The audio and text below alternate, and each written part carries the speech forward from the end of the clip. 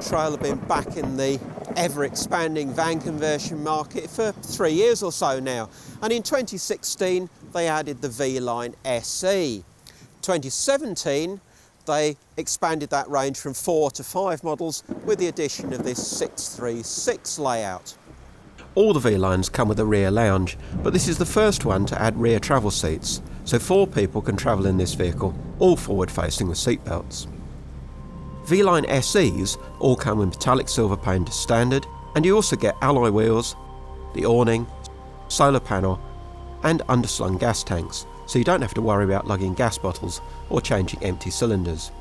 LED daytime running lights are fitted as well, so it's really quite a high spec for a vehicle that's fully loaded at a competitive price tag.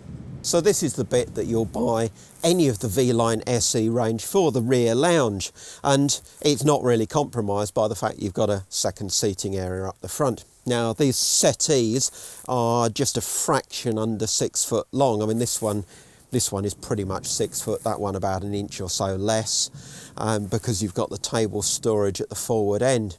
A good sized seating area, you could probably get 6 of you quite comfortably in the back here, although you wouldn't all be able to reach the table that goes on a pedestal leg here. I like the finish too, the fabrics are really nice, inoffensive colour scheme, very well finished upholstery, and there's some nice practical touches too. These plastic finishes on the back door, because of course they're going to get wet in the inevitable British weather when you open and close the back doors. And then this sort of leather finish around the windows I rather like too. It's not actually leather, but a sort of soft touch feels quite automotive again. Reading lights in all 4 corners, and it's quite a nice clean modern finish in the whole of the V-Line interior. I like these concealed catches for the cupboards, gives a nice simple finish to the duotone fronts with no actual visible catch. Plenty of storage, and they're positive locking too. Now at night you can sleep either as 2 single beds, just remove these backrest cushions, or indeed just slide the seat bases out a little, and as long as you're just a little bit less than 6 foot, you'll probably be comfortable sleeping that way. Storage under the seats, better on this side, because under that side you've got the boiler and the leisure battery, but there is still a little bit of capacity under there. But the best thing about this side is there's a little hatch at this end, so when you've got the back doors open that, and if you've got the type of chairs that fold up into like a stick, you can just slide those in, get at them from outside. Nice touch. As I've already alluded to, with the V-Line SE you get quite a high spec without recourse to any options or packs. For example, microwave is standard, as is 3-burner hob with an oven and grill. But standing here you start to see the downside of this particular layout.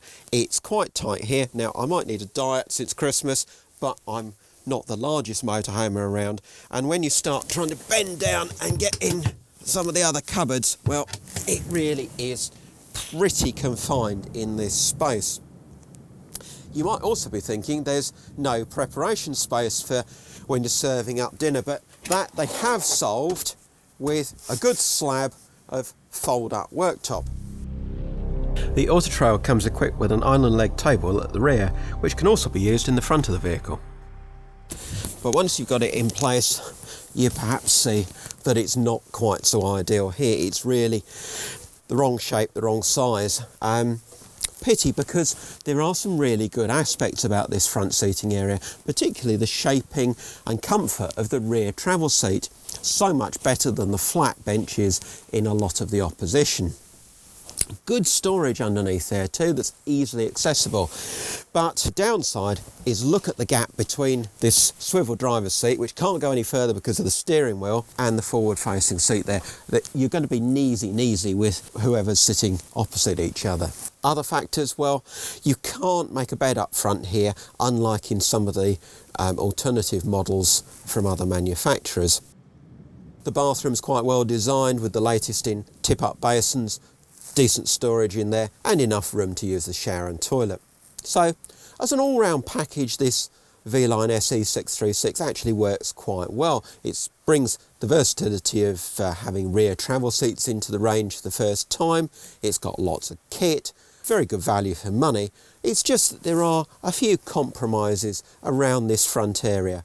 We'd also like to see a roof light in the front here because it's not as light and airy as it is back there in the rear lounge where there is a big roof light over the seating area. So that's perhaps something that Auto Trail could add.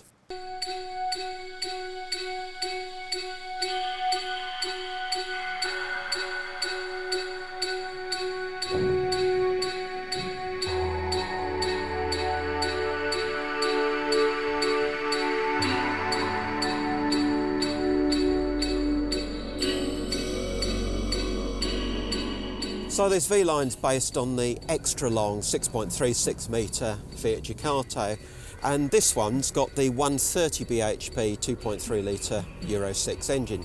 Standard equipment though is the 115 bhp unit, but if you want more power you can go to 150 or the new 177 bhp 2.3 litre unit. All of those come as standard with a 6-speed manual box, and all except the base 115 bhp unit can be ordered also with the Comfortmatic semi-automatic gearbox. What else do you get? Electric mirrors, these remote switches for the radio and Bluetooth functions, chrome rings on the dials, the integrated Fiat radio stereo unit, cab air conditioning, cruise control, and then a couple of features that you perhaps don't see on every van conversion, the hill holder and traction plus functions. What don't you get? Well, about the only thing that you can immediately spot is perhaps the lack of a leather trimmed steering wheel.